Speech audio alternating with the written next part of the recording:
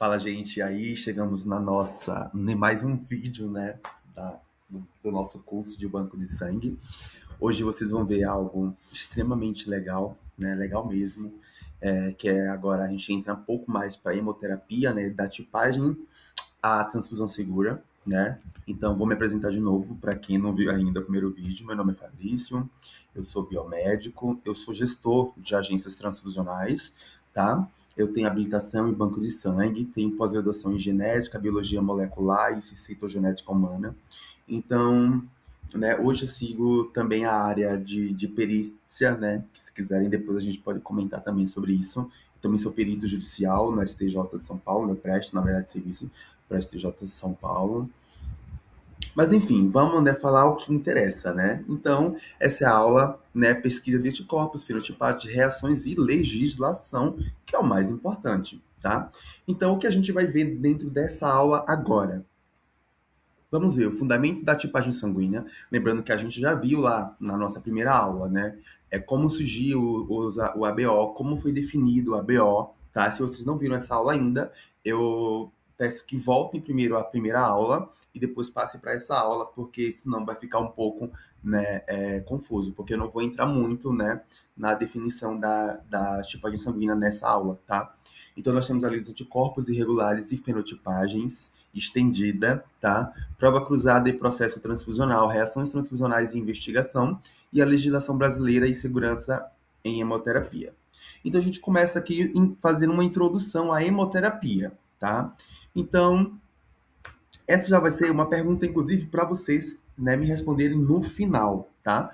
Considerando, né, o sangue como um tecido conjuntivo, líquido e suas múltiplas funções, como transporte de gases, nutrientes, hormônio, defesa imunológica, homeostase, né? Qual a relevância crítica da hemoterapia, que é a especialidade médica que estuda e aplica os conhecimentos sobre o sangue na manutenção da vida e nas complexas investigações médicas contemporâneas, tá? Então fica aí essa pergunta para vocês, né? Vocês podem responder no fórum, mandar por e-mail para mim, né? Depois eu vou deixar, no final desse curso eu vou deixar, né, os meus contatos para que vocês consigam me acompanhar também por redes sociais, tá bom?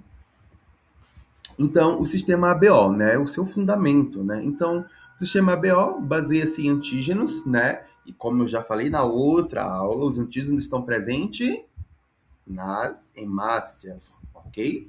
Então, essas moléculas que induzem a resposta imune, né, A e B nos eritrócitos e anticorpos correspondentes no plasma, tá?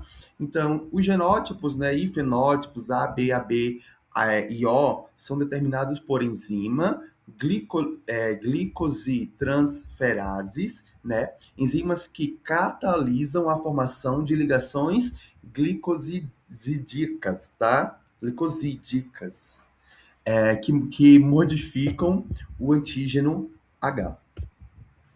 Então, a genética e classificação, tá? Do sistema RH. Nós temos ali, né? O sistema RH ele é um sistema complexo, ok? Com cinco antígenos principais, que são Czão, Czinho, D, né, e Ezão, Ezinho. Então, vamos só recapitular de novo, tá? Então, o sistema RH ele é complexo, né, com 5 antígenos principais, que é Czão, Czinho, o D, o Ezão e o Ezinho, tá? Então, esses são os 5 principais, tá? O antígeno D é o mais imunogênico desse sistema, tá? Determinando se o indivíduo é RH negativo ou positivo, ou seja, Dzão, Dzão ou Dzão, Dzinho, tá? O RH negativo, né, ou RH negativo, que é Dzinho, Dzinho, tá? Isso aí é sobre a herança autossômica com genes localizados no cromossomo 1, né? A presença ou ausência do D é crucial para a tipagem, então é o que vai definir as tipagens sanguíneas, né, a presença desse sistema aí, né, desse antígeno D, tá? Então, as implicações clínicas, né, gestação e transfusão, né? A gente já viu lá sobre o DHRN, né, como ele afeta o feto, e também como as transfusões, se a gente não entender qual é o D, gera incompatibilidade, né? Então, essa incompatibilidade RH, ela é crítica principalmente na gestação, levando à doença do hemolítico do recém-nascido, tá? Mulheres RH negativas, né, sensibilizadas, podem produzir anticorpos anti-D, né, que atacam hemácias fetais RH positivas.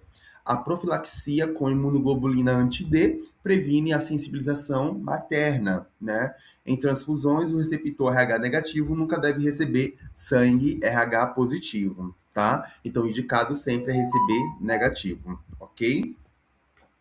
Então a gente entra agora no que a gente faz. Quais são os testes que a gente faz para descobrir a tipagem de um indivíduo, né? Então nós temos a prova direta, que é a tipagem globular, a prova reversa, que é a tipagem sérica, tá? Na prova direta, identifica antígenos, ou seja, as estruturas na superfície da hemácia, porque a gente usa aí somente, né, as hemácias com reagentes, né, que já vem pré-definidos lá, tá? Utilizando os anticorpos conhecidos, né, que são os antissoros comerciais. Então, esses soros, inclusive, ele tem algumas cores, né, para que a gente identifique também mais fácil, né, são cores diferentes, né, como anti-A, anti-B, anti-AB, e aí isso sucessivamente indo, né. Então, as hemácias do paciente são misturadas com esses antissoros, tá? A ocorrência da aglutinação, ou seja, a formação de grumos visíveis, indica a presença do antígeno correspondente. Vamos ter aqui, vamos trazer um exemplo, né, mais prático, né? A aglutinação com anti-A revela a presença do antígeno A. Este método é fundamental para determinar o grupo e o fator RH, tá? E aí na prova reversa, a prova reversa, a gente já faz um pouco ao contrário. A gente usa o quê? A gente usa os anticorpos, porque a gente vai identificar os anticorpos do paciente, tá? Então a gente pega e identifica esses anticorpos, né, que são proteínas de defesa no plasma, né, no soro do paciente. Para isso utiliza-se hemácias de tipagem conhecida, tá? Então, nós já pegamos hemácias comerciais que vão para a gente, são hemácias de reversa A e B, né? Que elas já são prontas e próprias para esse tipo de uso, tá? Então, a aglutinação neste ensaio indica a presença de anticorpo contra os antígenos presentes nas hemácias. Reagente, tá? Por exemplo, a aglutinação com hemácias A revela anticorpos anti-A, tá? No soro, ambas as provas devem ser concordantes para uma tipagem sanguínea segura. Então, vamos lá. Se eu tenho lá uma positividade, né? Se eu tenho uma positividade na minha prova direta A, o meu paciente é A, tá? A minha prova reversa tem que dar o contrário, tá? Porque ela tem que ter o quê? Anticorpo contra aquilo lá, senão ela, ou contra o B, porque significa dizer que ela não pode receber nenhum tipo diferente do dela, que no caso ela é A, então a prova reversa tem que dar B positivo e que significa a presença desse anticorpo, né, que é o anticorpo B, né, e ausência do anticorpo A. Aí ela vai poder conseguir receber essa transfusão de forma segura, tá? E na prática laboratorial? Então, os reagentes essenciais, né, que a gente faz, né, é o anti-A, anti-B e o anti-D, tá? E também tem o anti-AB, tá? E também nós temos ali o controle também, tá? Então, esses são anticorpos monoclonais, tá? Identificam antígenos eritrocitários, ou seja, proteínas na superfície das hemácias, tá?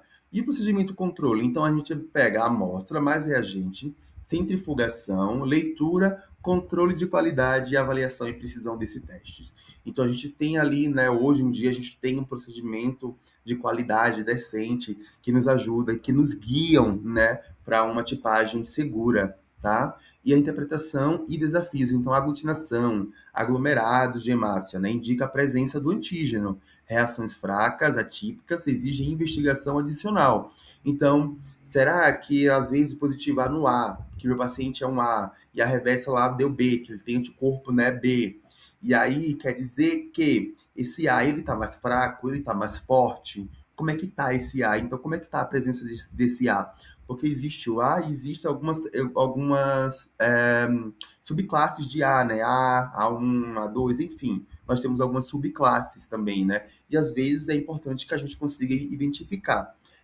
Como eu trabalho em uma agência transfusional, normalmente quando a gente tem alguma dessa dificuldade, a gente não consegue resolver na própria agência. Então, a gente encaminha para o nosso laboratório de apoio, que é o nosso laboratório de referência, tá? E eles vão nos ajudar a determinar se é um subgrupo, né? Ou se é realmente alguma coisa no nosso reagente, né? Se a gente realmente não fez alguma coisa errada. Enfim, ele vai lá nos ajudar a determinar, tá?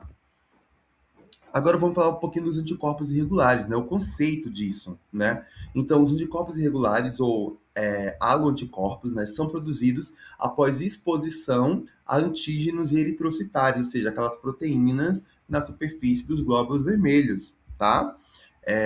Via transfusão ou via gestação, tá? Essa aloimunização, que é uma resposta imune a antígenos estranhos do nosso corpo, tá? Pode gerar anticorpo como, por exemplo, o anti-Kel ou anti-Duff, que são capazes de causar reações transfusionais e, inclusive, a doença hemolítica do recém-nascido, tá? Então, o sistema anti-Kel, né, e o anti-Duff, além disso, nós temos o sistema Duff, o sistema Kel, o sistema KID, o sistema FIRE. Então, nós temos um sistema gigante de fenótipos aí, né? Então, nós temos ali os anticorpos, né? E quando tem anticorpo, precisa ser respeitado, né, para que não gere uma reação transfusional aí, ou piore aí com uma imunização mais severa. Como funciona, né, a pesquisa de anticorpos irregulares, tá? Bom, o princípio, né, do PAI, né, usa o quê? Painéis de células testes eritrocitárias com fenótipos conhecidos para detectar anticorpos, né, irregulares no soro, tá? E aí nós temos a fase da reação, que é a salina, albumina, potencializa, né, a aglutinação, e antiglobulina humana, que é o CUMBIS, que detecta, né, anticorpos incompletos. Então, como é que a gente faz hoje em agência transfusional, tá? Então, a gente já vem lá com os cartões LIS-CUMBIS, né, onde tem várias esferazinhas dentro já, né, dentro desses pocinhos do cartão, tá? E as hemácias comerciais, ela já vem pra gente, que a gente chama de Triacel 1 e Triacel 2, né, que é o PAI, que é o PAI1 e PAI2, que a gente chama, né, na prática transfusional. Então, a gente coloca, né, 50 microlitros em um pocinho do 1 e 50 microlitros do 2. E a gente pega o quê? A gente pega o plasma, né, que é para ver os anticorpos, que estamos falando de anticorpos irregulares. Então, a hemácia, ela é comercial e a gente usa o plasma do paciente. Então, a gente coloca, né, 25 do plasma em cada pocinho, colocamos para incubar e aí depois a gente coloca para centrifugar e faz a leitura, tá? Então, sempre, como eu falei, né, a gente, como agência transfusional, é um pouco limitado a questão de desenvolver, porque o nosso foco é transfundir com segurança. Por isso nós temos o nosso laboratório de referência, né, para a gente enviar esses casos complexos, que eles fazem o desenvolvimento e mandam para a gente respeita, né, de acordo com o laudo final, tá? Então, se der alguma alteração, a gente encaminha, né? A gente faz lá uma fenotipagem lá, mas a gente precisa, por exemplo, determinar que tipo de anticorpo está ali presente, né? Se é um anticorpo, se é uma reação a algum medicamento, porque às vezes medicamentos fortes também podem positivar o PAI aí, né? Então essa pesquisa de anticorpos pode acabar também positivando, tá? Então, o PAI positiva requer identificação do anticorpo, né? O CUMBIS crucial para detectar anticorpos clinicamente significativos. Então, a gente precisa entender quais são esses anticorpos e se ele tem significados clínicos para a gente ou não, tá? E aí a gente vai determinar através do laudo final, tá? Então, a identificação de anticorpos irregulares, né? Então, após um PAI positivo, né, a identificação prossegue com painéis de células testes expandidas e algoritmos de exclusão e inclusão, como anti-Kel, é um anticorpo clinicamente significativo, tá? E também a titulação do anticorpo, né? A quantificação da concentração. Isso também é crucial para o monitoramento, utilizando o quê? Tabelas de fenótipos e reações.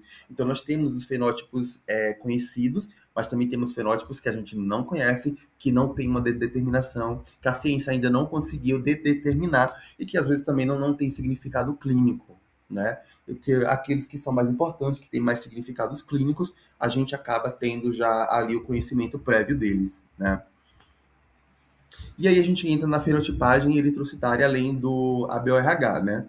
A fenotipagem eritrocitária determina antígenos eritrocitários além do ABORH e é crucial para pacientes cronicamente transfundidos. Por exemplo, pacientes com beta-talassemia, anemia falciforme, esses pacientes recebem sangue a vida inteira.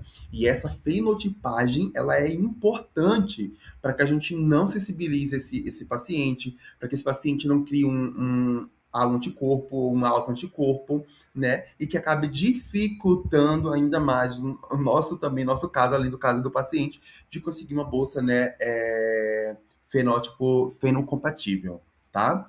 Então, essa fenotipagem, né, que vai determinar os antígenos eritrocitários, além do ABORH, ele é crucial para os pacientes cronicamente transfundidos, prevenindo que a imunização, que são formação de anticorpos contra antígenos estranhos, tá? Exemplos que incluem a fenotipagem para o sistema como KEL, KID, DUF, em anemias crônicas, por exemplo, como também a anemia falciforme, que eu falei, né? Nós temos também leucemia, né? Linfóide, leóide, então tudo isso também, né, acaba sendo necessário também a gente respeitar essa fenotipagem para poder não criar ali, né, um anticorpo, né, que vai atacar, né, esse paciente, tá? E aí nós temos o quê? A fenotipagem estendida em casos especiais, tá? Então, nem todos os pacientes a gente precisa respeitar a fenotipagem estendida.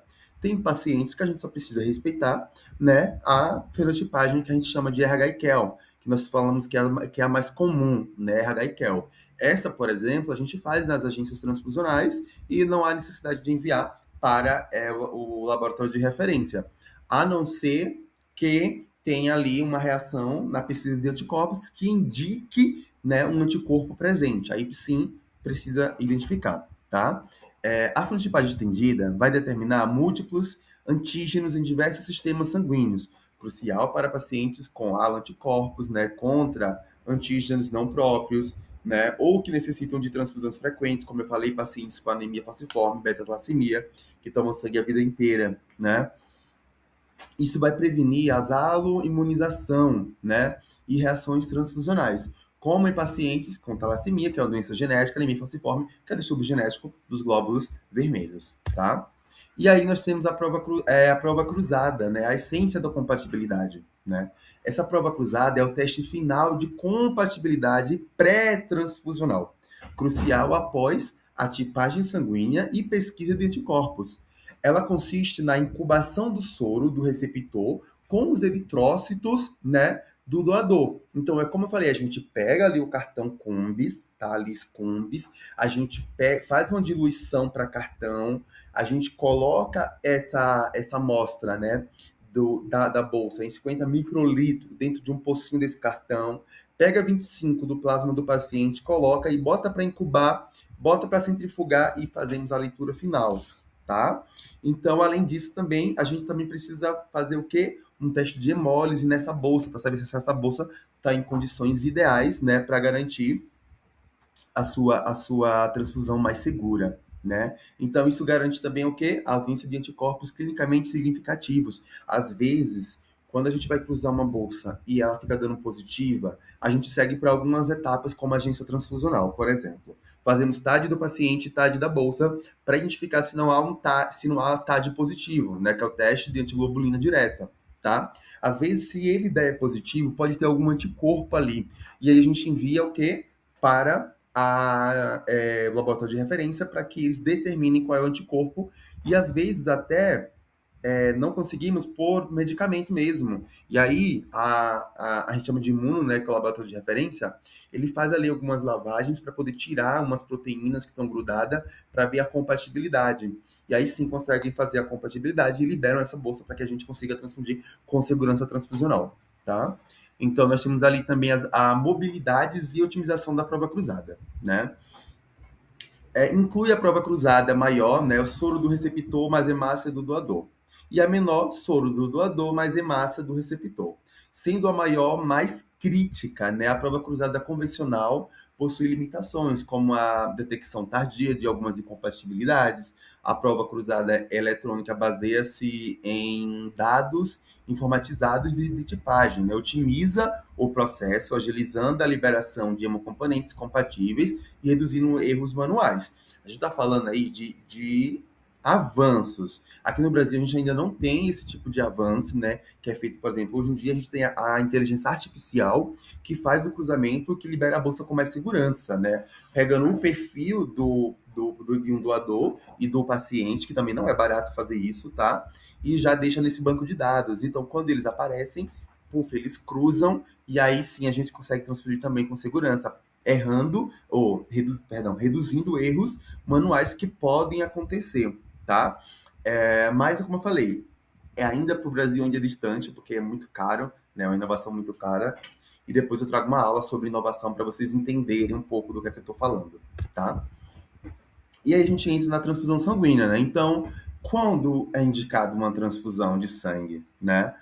Então, em anemias sintomáticas graves, né, com a HB ali, né, inferior a 7, às vezes até em 8 também, acaba transfundindo, né, por pura profilaxia, né? Então, nós temos também sangramento ativo com plaqueta baixo, né, de 50 mil, já é indicado fazer uma transfusão, né? Deficiência de fatores de coagulação, né, que a gente usa já aí plaqueta, plasma, crio, né? Hipovolemia severa, né? Que é choque hipovolêmico, né? Então a gente precisa aí, né, de todos esses hemocomponentes que são plasma físico congelado, concentrado de hemácia, plaquetas e crio precipitado. Então, depois a gente vai ter uma aula sobre esses tipos de hemocomponentes, ok? Bom, como funciona o processo transfusional em etapas críticas, né? Então a gente tem ali a solicitação e a prescrição, tá? Então você que trabalha em serviço de hemoterapia e de transfusão de sangue, reação, bom, agente transfusional ou banco de sangue, hemocentro, a gente precisa entender que sem um pedido médico, sem uma solicitação médica, a gente não pode aceitar fazer uma transfusão, porque a gente precisa de alguns dados que é importante que o médico do paciente passe para a gente. E a gente, como serviço de hemoterapia, nós temos a legislação a nosso favor, né, onde a gente pode rejeitar uma transfusão se, por exemplo, o pedido estiver incompleto, tá? E isso, a legislação está do nosso lado, ou seja, a lei está do nosso lado e está nos respaldando referente a isso daí, tá? Então, vamos lá, a gente recebe essa prescrição, né? É a avaliação clínica, né? E a prescrição do hemocomponente com identificação inequívoca do paciente, ou seja, tem que ser tudo certinho, tá? Coleta e testes, tá? Então, nós temos a coleta de amostra, a realização dos testes pré-transfusionais, né? Como tipagem ABO, RH, pesquisa de anticorpos regulares, a prova cruzada, enfim. E nós temos a liberação e o transporte, né? Então, é meu componente liberado após compatibilidade ok, né? Positivo, né? Garantindo a cadeia de frio e temperatura controlada. Então, tudo é transportado em maleta, né? Dentro de unidades hospitalares, nós temos um tipo de maleta. Se for um serviço que vai levar para fora do hospital ou para outra unidade hospitalar, nós temos também outro tipo de maleta, que também a gente não vai falar sobre isso agora. A gente vai avançar nas nossas aulas e aí nós vamos falar sobre isso, tá bom? Reações agudas, né? Então, vamos falar um pouquinho sobre as reações, tá? Então, a gente já conheceu um pouquinho sobre os fenótipos, o RH, o ABO, enfim. Agora a gente entra um pouquinho em reações, tá? Nós temos reações agudas, que nós chamamos de imediatas, tá? Agudas ou imediatas, que é até 24 horas, tá? E reações tardias, que é após 24 horas, tá?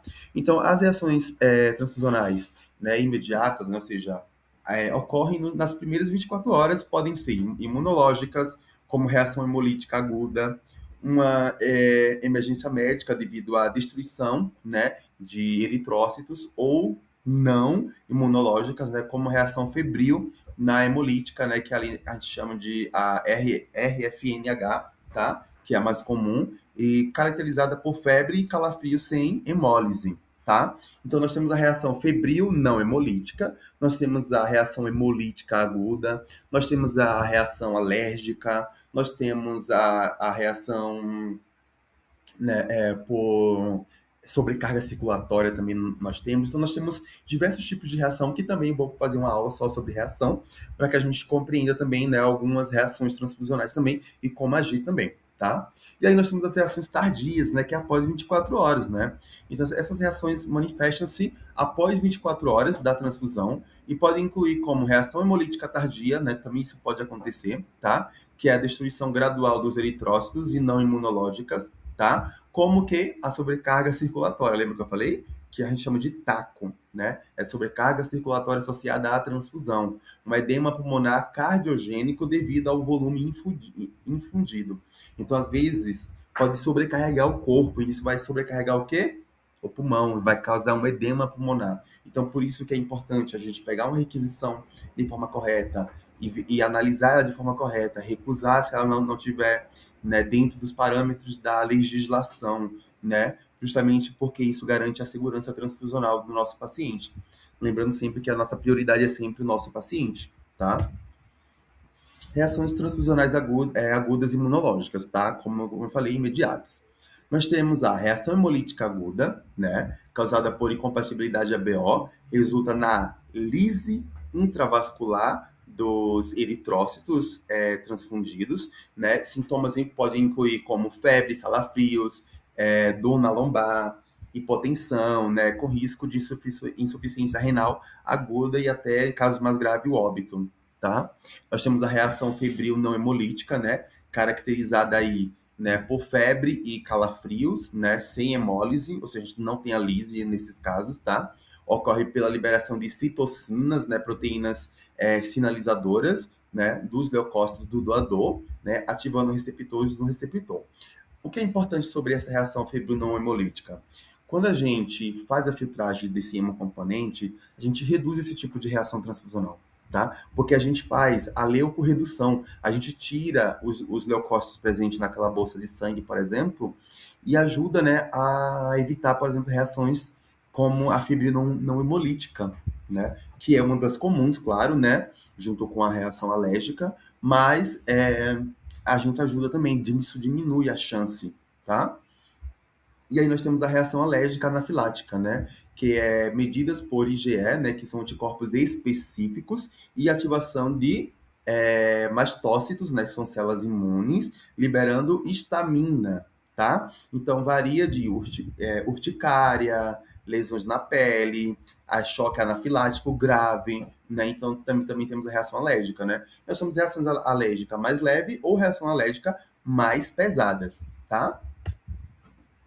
E aí nós temos as reações tardias imunológicas, tá? Então, essas aí vai incluir o quê? Reação transfusional hemolítica tardia, né? Onde os anticorpos antes detectáveis, gente, socorro, idetectáveis se ativam, né?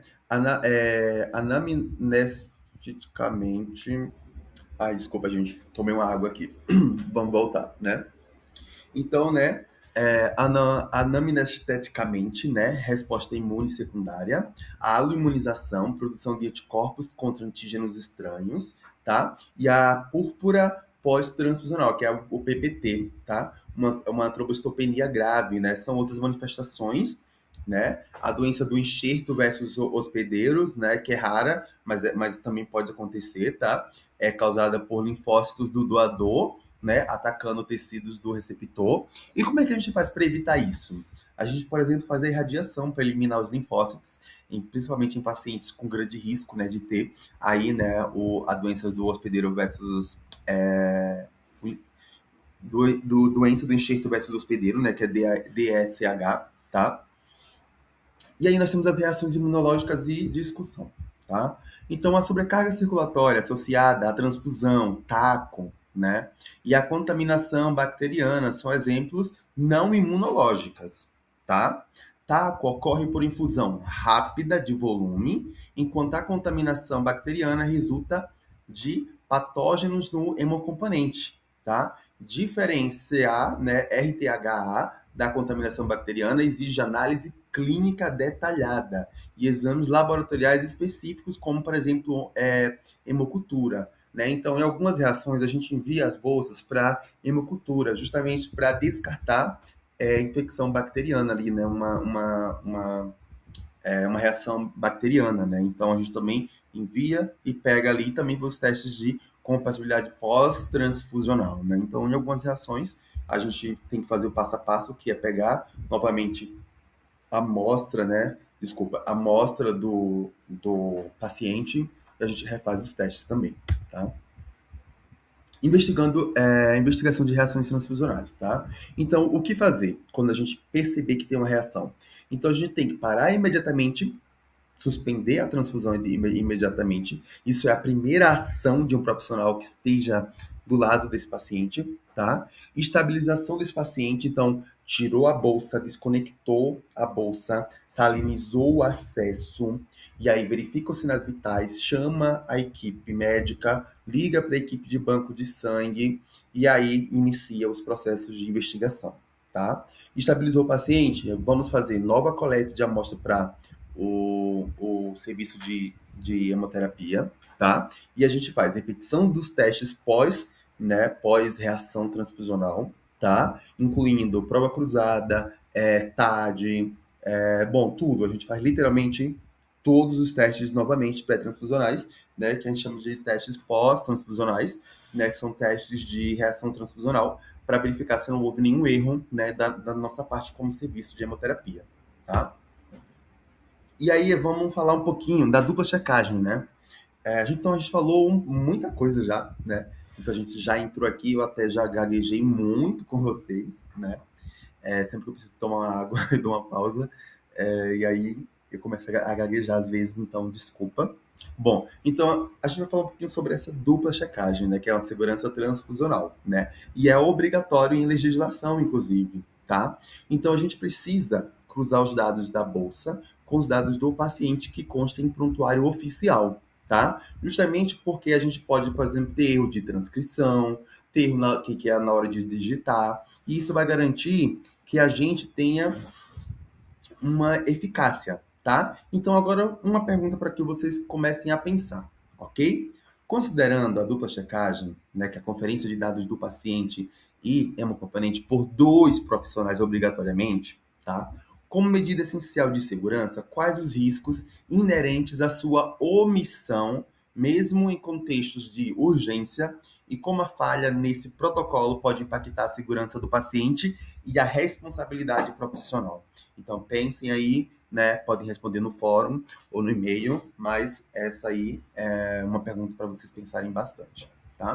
Então agora a gente vai entrar em legislação, tá? Eu podia ter começado com legislação e ter ido depois para os outros, mas eu gosto de deixar vocês ansiosos logo, querendo primeiro o conteúdo e aí depois a gente entra na parte mais chata, que é a legislação. Mentira. A legislação é uma das partes mais importantes, né, de hemoterapia, porque é ela que vai definir tudo. É o pilar regulatório, né, da hemoterapia no Brasil, tá? Então, a Anvisa e a hemoterapia, tá? Então, a Anvisa, que é a Agência Nacional de Vigilância Sanitária, ela que é o pilar da hemoterapia no Brasil. Então, ela tem as RDCs, que são resoluções da diretoria colegiada, tá? Que vai estabelecer normas rigorosas, garantindo a qualidade e a segurança dos processos hemoterápicos, desde a captação até a transfusão, fiscalizando bancos de sangue e agências transfusionais, ok? Então a gente vai começar primeiro com a RDC 214 de 2018, que fala sobre células progenitoras, tá? Então a RDC de 2018, né, 214 de 2018, estabelece boas práticas para o processamento, armazenamento e controle de células progenitoras hemoterápicas, tá? Que são células tronco com capacidade de se diferenciar em todas as células sanguíneas, tá? Abrange medula óssea, sangue periférico, sangue de cordão umbilical, tá? Regula centros de transplantes e banco de cordão, garantindo a segurança e a qualidade, e sua aplicação é crucial na terapia celular.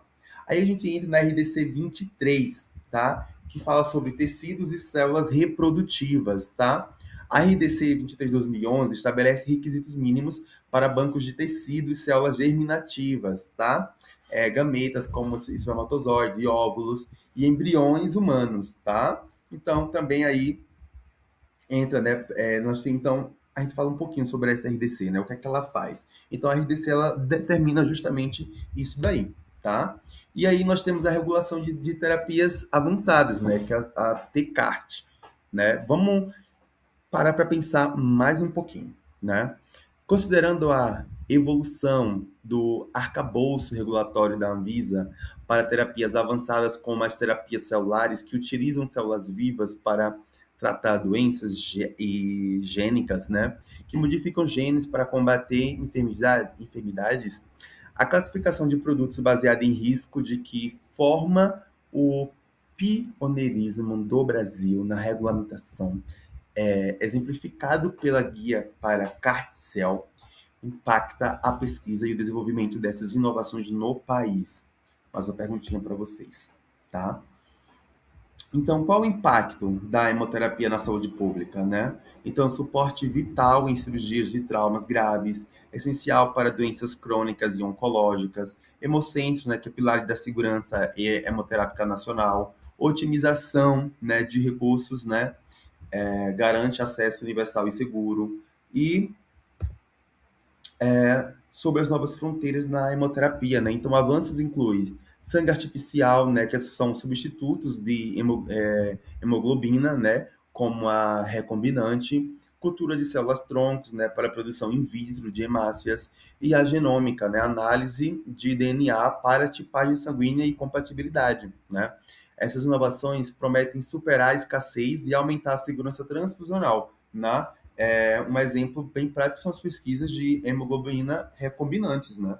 Então, se isso acontecer, né, a gente vai acabar com, vai não acabar, mas superar a escassez, né, de sangue, né, e aumentar também a segurança transfusional, tá? Mas também tem desafios, claro, né? Os desafios persistem na segurança, disponibilidade de hemocomponentes, né, clínico de sangue, e redução da autoimunização, que é a resposta imune contra antígenos estranhos, tá? Testes de compatibilidade mais sensíveis são cruciais. A discussão ética sobre o uso de sangue artificial em larga escala é fundamental para a citação e regulamentação. Então não é tão fácil assim, né? E tem umas implicações de uns desafios ainda antes dos sangues artificiais dominarem aí, né, os bancos de sangue. Fabrício, quer dizer que então, se o sangue artificial avançar, a gente vai ter aí menos precisão do sangue humano? Não. O sangue humano, ele é necessário e sempre vai ser necessário. O que vai nos ajudar em alguns tratamentos é esse sangue artificial, tá? Mas ele não vai substituir o sangue, né, do ser humano, né, do doador, ok? Então, mais uma conclusão e reflexão crítica. Considerando a complexidade da hemoterapia, qual aspecto você julga ser o mais crítico para garantir a segurança do paciente, abrangendo desde a tipagem sanguínea até a transfusão, e por quê, né, essa razão? E aí, para concluir, né, a tipagem sanguínea, né, PAI e fenotipagem são cruciais para a compatibilidade e prevenção de aluminizações em pacientes. Reações transfusionais agudas e tardias exigem investigação rigorosa para a segurança do receptor, tá? A dupla checagem, né, e a RDC 204 da Anvisa são vitais para mitigar riscos transfusionais, né? Avanços em terapias celulares e genômica, né, transformam a hemoterapia demandando regulação ética e contínuas, tá? Depois eu vou colocar a RDC correta, que eu vi depois só que a RDC que eu coloquei não era sobre o banco de sangue, né? Eu acabei colocando sobre outra aula, né? Que também tem outras aulas. Então eu vou fazer uma aula específica para vocês sobre a nossas RDC, que fala especificamente só sobre hemocentros e agências transfusionais, tá? Para que vocês entendam melhor, tá? Então eu espero que vocês tenham gostado dessa aula. Desculpa pela gagueja, então às vezes eu vou gaguejar, né? Que infelizmente tenho esse probleminha aí, né? Mas espero que vocês tenham gostado dessa aula. Essa aula é uma aula um pouco mais longa, mas é bastante interessante, tá? Tem algumas reflexões muito boas, então o material também vai ficar disponível para que vocês consigam acessar, e também vamos fazer umas provinhas aí para que vocês, né, obtenham, né, direito ao certificado, né, de acordo com, né, a nota que vocês tirarem também, tá? E aí façam lá, respondam no fórum, e também pode me mandar por e-mail, tá? Que aí a gente vai juntos, né, aprendendo um pouco mais sobre a hemoterapia, tá? É isso, obrigado e até a próxima aula.